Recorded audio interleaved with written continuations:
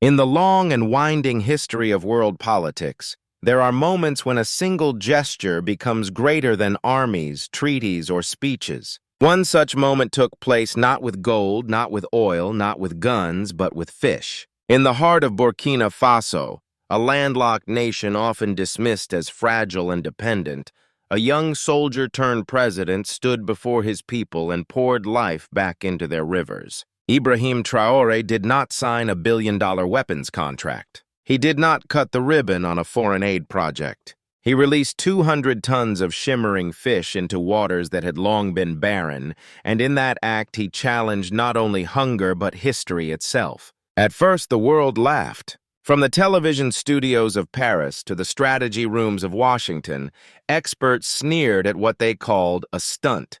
Yet in the villages along the Muhun and Nakam rivers, mothers cheered, children clapped, and fishermen wept as their nets came alive again. The question resounded far beyond Ouagadougou. Could this silver rain alter the destiny of a nation and even the balance of power across Africa? Stay with us, because what looks like a story about fish is, in truth, a story about freedom. Subscribe now and walk with us on this journey of dignity restored. Burkina Faso, often described as a forgotten corner of West Africa, is a nation without a coast, where the sun scorches the earth and the rivers have long been tired. For decades, fish, the simplest, most essential source of protein, was absent from its people's tables. The rivers that once teemed with tilapia, catfish, and carp had fallen silent. Overfishing, climate change, and neglect had drained them of life. The country became reliant on frozen imports from Ghana, Togo, and Côte d'Ivoire. These came packed in plastic, shipped in lorries, and sold for hard currency that Burkina Faso could barely afford. What once had been a daily meal for villagers turned into a luxury only the wealthier classes could buy. Mothers went to markets and found only foreign fish, stiff and lifeless, beyond their reach. Malnutrition rose, children's bodies weakened, women bore the scars of hunger. It was into this bleak landscape that Captain Ibrahim Traore stepped with an idea that seemed almost too simple to be taken seriously. Instead of waiting for foreign aid, instead of bowing to the so-called destiny of a landlocked state, he ordered the release of 200 tons of live fish into the nation's rivers and reservoirs. It was an act carried out not in a palace, but in the open air. Surrounded by villagers, soldiers, and elders, the young president climbed into a modest wooden boat and oversaw the pouring of silver shoals into the water.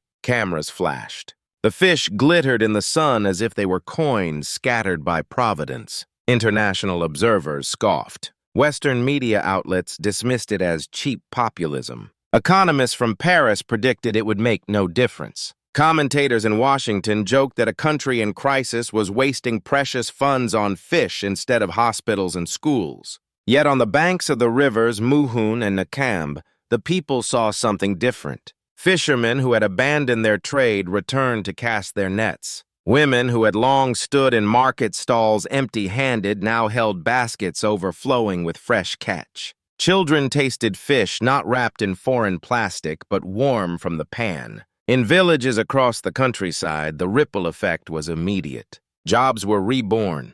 Pride returned. Families no longer felt the sting of humiliation that came from importing the most basic of foods. Instead, they saw with their own eyes that their land, their waters, their own collective effort could nourish them again. But what truly transformed the event was not just the fish themselves, but the philosophy behind it. Traore was making a declaration. Food is power, survival is sovereignty. He understood that a hungry nation is a weak nation, easily manipulated, easily blackmailed, easily divided. By filling the rivers with life, he was sending a message both to his people and to the world. Burkina Faso would not be enslaved by dependency forever. At first, skeptics dismissed the symbolism. Fish cannot build roads. Fish cannot heal the sick, critics said. But Traore countered with brutal honesty. A hospital treats disease, but fish prevent it. A road can carry goods, but it cannot feed a child. Nutrition, he argued, was the foundation upon which every structure of society stands. Without food, schools are empty, hospitals are overrun, and armies crumble. With food, dignity grows. The event quickly transcended its humble setting. Images of Traore in his small boat, soldiers at his side, villagers cheering, and the silver rain of fish falling into the river spread across social media. Unlike the familiar photographs of African leaders cutting ribbons on projects financed by foreign donors, here was a president giving life directly to his people with his own hands. The message was unmistakable. We do not beg for fish from the West. We raise our own with our own work, our own ingenuity. In that moment, 200 tons of fish became more than a national food program. It became a symbol of sovereignty, of resistance, of vision, and for those who doubted, the question began to echo far beyond Burkina Faso's borders. If fish could change the fate of this landlocked nation, what else might follow? The first days after Ibrahim Traore's silver reign were filled with noise. On radio talk shows in Paris, pundits laughed. On American Evening News, analysts compared the event to a circus act. 200 tons of fish? They mocked. A poor nation throwing its scarce funds into the water. How long before they rot? But as the weeks passed, the laughter began to falter. Something unexpected was happening, something no economist in Brussels or New York had accounted for. The fishermen of Burkina Faso, once idle and forgotten, were returning to the rivers. Nets that had hung dry for decades now came back heavy. In village markets from Bobo Dioulasso to Koudougou, stalls were suddenly crowded with fresh tilapia, catfish, and carp. Families who had not tasted local fish in years were eating with joy. School canteens, once serving thin porridge, now added fried fish to the plates of children. Mothers noticed the difference in their children's strength and energy. The laughter of the West turned into silence. By the third month, government surveys recorded a drop in malnutrition rates among children. Reports showed that fish imports from coastal neighbors had decreased dramatically, saving the nation precious foreign currency. The so-called stunt was now yielding measurable, undeniable results. What Western experts had labeled as populism had in fact planted the seeds of national recovery. This was the turning point, the climax of the story. For the first time in years, the people of Burkina Faso felt that their government was not a distant power, but a partner in their daily survival. Traore's statement that every fish is a silent vote became real. Families who had once doubted now began to believe. Communities that had once looked to international aid began to look to themselves. The foreign media could no longer dismiss it. Instead, they shifted their tone. Articles in European newspapers began to sound alarmed. What if this model spread? What if Mali, Niger, or Togo followed suit? What if entire regions of West Africa freed themselves from dependence on imported food markets? Billions of dollars of European and Asian export revenue could vanish overnight. The simple act of filling rivers with fish had evolved into a threat to global economic interests. For the people of Burkina Faso, this was a moment of vindication.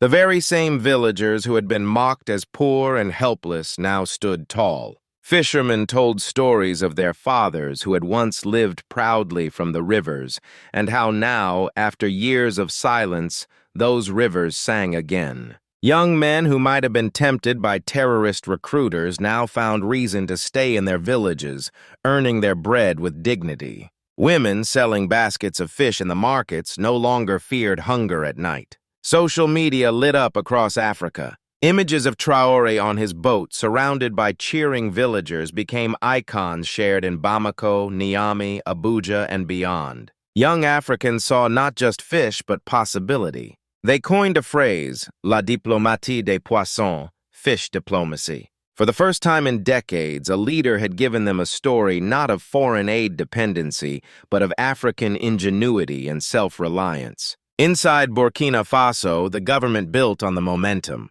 Training programs in aquaculture spread. Cooperatives were formed. Fish hatcheries multiplied. What began as an extraordinary gesture now turned into a sustainable national plan. The mockery of outsiders had accidentally amplified the story's power. What was ridiculed as cheap populism had transformed into an international debate about food sovereignty, dignity, and the meaning of independence. And so the climax of this saga was not a single day of fish pouring into rivers, but the revelation that a nation dismissed as powerless could, with imagination and courage, rewrite its story. It was a declaration that hunger would no longer be the chain by which Burkina Faso was held.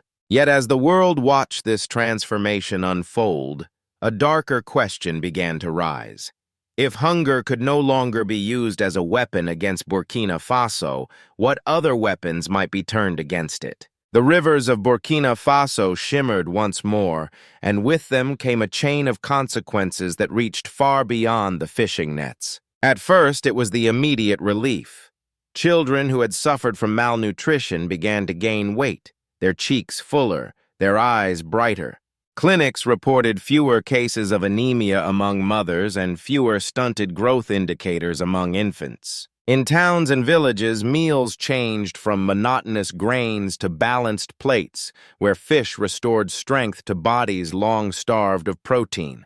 But soon the effects spread into the political sphere. A society once disillusioned with promises now began to connect the dots between food and governance. When Traore had said, "A hospital treats disease, but fish prevent it," people saw proof in their daily lives. For the first time, politics was not an abstract debate. It was nourishment on the table. This shift gave the young captain a kind of legitimacy no speech or foreign alliance could provide. Each fish caught was not only a meal, but a quiet endorsement of his rule. In villages where despair had pushed young men into the hands of extremist recruiters, the tide began to turn. Terrorist groups had long exploited hunger, offering a bag of rice in exchange for allegiance. Now that weapon lost its edge. When a father could fish for his family, he did not need to bow to militants. When a community could feed itself, it no longer looked with desperate eyes toward international NGOs distributing aid as political bargaining chips.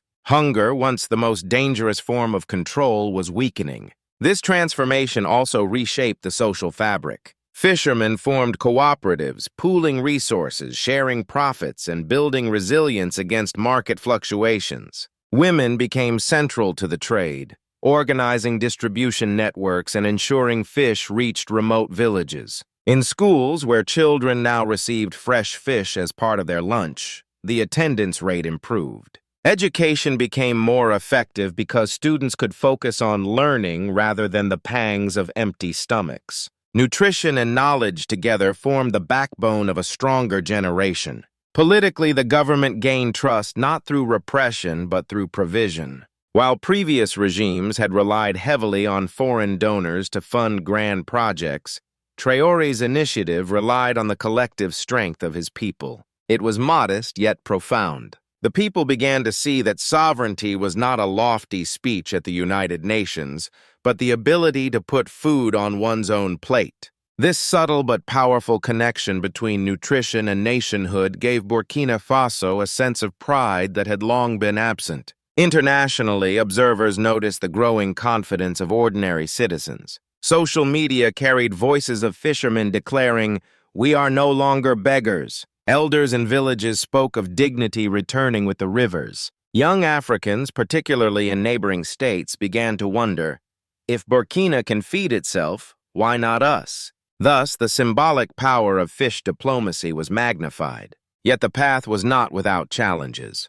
The threats of corruption, bureaucratic inefficiency, and sabotage loomed. Illegal mining posed risks of polluting the rivers. Extremist groups saw the revival of food security as a direct challenge to their influence. And within the political class, there were those who resented Traore's growing popularity, fearing his bold policies would destabilize the balance of elite interests. Nevertheless, the people themselves became the guardians of this new future. In villages, young men organized river patrols to protect breeding zones. Elders established community rules for sustainable fishing, ensuring no one exploited the new abundance recklessly. When a hatchery was damaged, villagers worked together to rebuild it within days, refusing to let the momentum die. This communal vigilance turned potential weaknesses into new strengths. At the heart of it all, the deeper question lingered.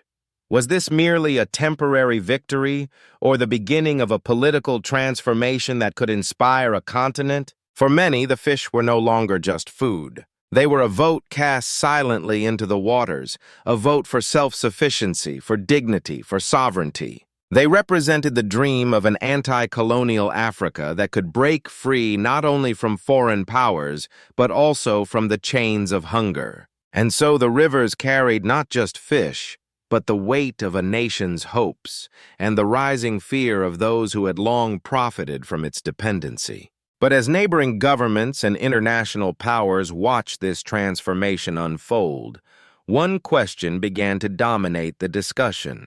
Would the ripples of this experiment stay within Burkina Faso's borders or spread across West Africa like a tide too strong to contain? As the rivers of Burkina Faso swelled with life, the ripples extended far beyond its borders. At first, Western capitals treated the spectacle with amusement. In Paris, headlines ridiculed Traoré's fish theater. In Washington, think tanks dismissed the move as irrelevant to geopolitics. But within months, as the results became clear, declining malnutrition, falling import costs, and rising community confidence, the tone shifted from mockery to unease. For the United States, the issue was never just about food. Washington had long viewed West Africa through the prism of security, counterterrorism, and economic access. A self-sufficient Burkina Faso that could resist food dependency threatened to weaken the levers of influence traditionally used by foreign powers. Aid, after all, is not charity, it is strategy. When a nation no longer relies on external food supplies, it also becomes harder to sway with promises or punish with embargoes. Policy analysts began to warn if Burkina Faso succeeds, the precedent could spread, limiting Western leverage across the Sahel. Europe felt the tremors even more directly. For decades, European fishing companies and exporters had benefited from Africa's dependence. Billions of euros were earned from selling frozen fish to landlocked states. But now, as Burkina Faso's imports plummeted, exporters saw the beginnings of a dangerous trend. If Mali, Niger, and Togo followed the same path, entire export markets could collapse. What started as a symbolic gesture was evolving into an economic challenge to established global trade flows. Russia, on the other hand, watched with interest. In recent years, Moscow had been expanding its footprint in Africa,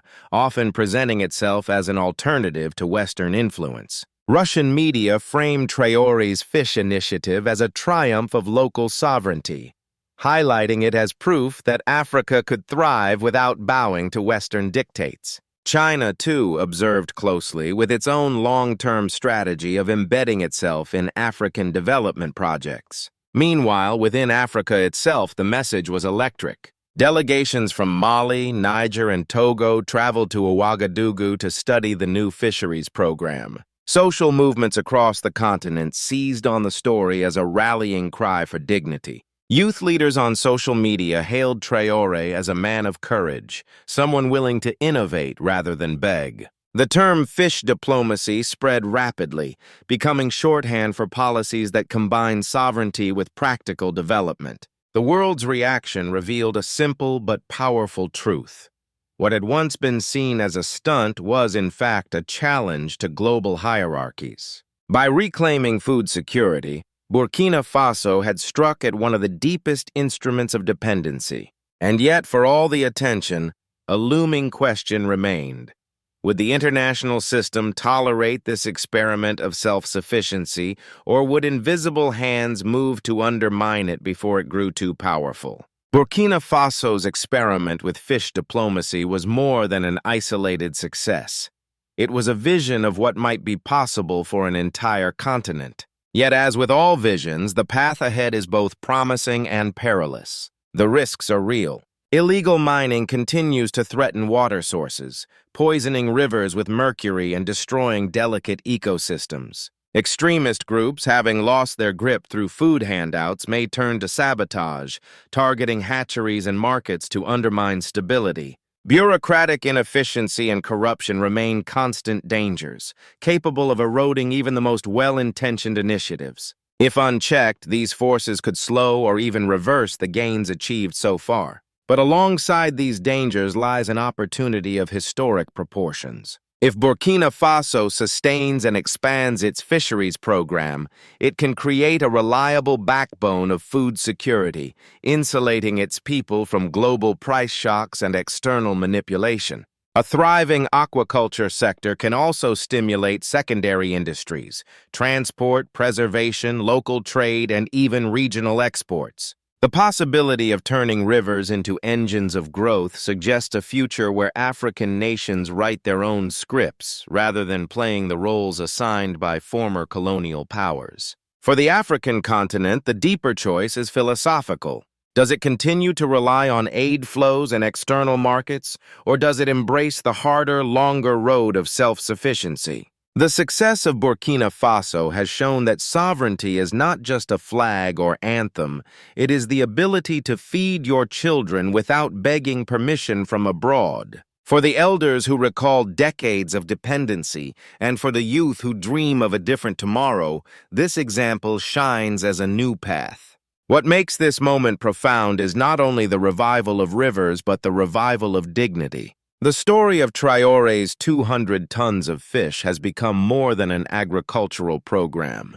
It has become a sermon in action, a declaration that survival can be transformed into strategy and strategy into sovereignty. Across Africa, the question now echoes, will nations rise together or will they allow themselves to remain divided and dependent? For the African diaspora, especially those who watch their ancestors endure chains of hunger and exploitation, this story strikes a chord. It whispers that the dream of a continent standing on its own is no longer abstract. It is already swimming in the waters of Burkina Faso.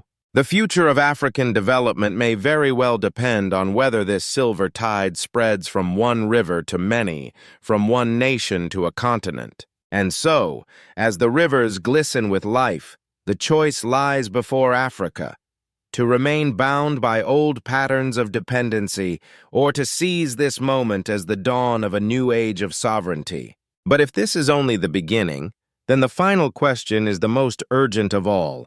How far is Africa willing to go in order to protect and expand this fragile but powerful freedom? In the end, the story of Ibrahim Traore and the rivers of Burkina Faso is not simply about fish. It is about the oldest struggle of humankind, the fight against hunger, the defense of dignity, the demand for sovereignty. When a young leader poured 200 tons of life into his nation's waters, he was declaring that poverty is not destiny and that dependency is not inevitable. He was reminding the world that a landlocked country can still swim against the tide of history. For the people of Burkina Faso, the message was deeply personal. Every meal of fresh fish placed on the table was proof that their country could provide for them without bowing to foreign powers. Every child who ate well at school embodied the possibility of a stronger future. Every fisherman who returned to his craft carried within him not just a livelihood, but a fragment of national pride. Together they formed a living chorus that proclaimed, "We are not beggars. We are builders of our own tomorrow." For Africa as a whole, the implications are profound. This story stands as a living metaphor for what an anti-colonial Africa might look like. Not a continent forever defined by aid dependency or dictated terms, but one that crafts its own survival strategies from its own soil and water. If rivers can be reborn in Burkina Faso, then fields, forests, and markets across the continent can also be reclaimed. This is not just about fish. It is about rewriting the very definition of power. The diaspora, especially elders who lived through times when Africa's voice was muted, can now look upon this moment as a sign that the sacrifices of the past were not in vain.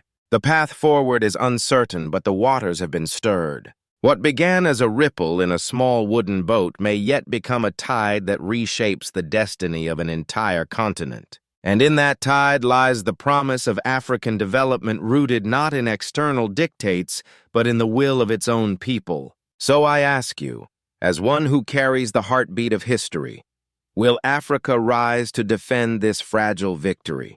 Will we allow this wave of hope to grow into an ocean of change? If this story moves you, do not scroll past. Share it, speak of it, and subscribe, because the silence of yesterday cannot guide us tomorrow. Our ancestors prayed for a day when Africa would stand tall. Let us live that prayer today.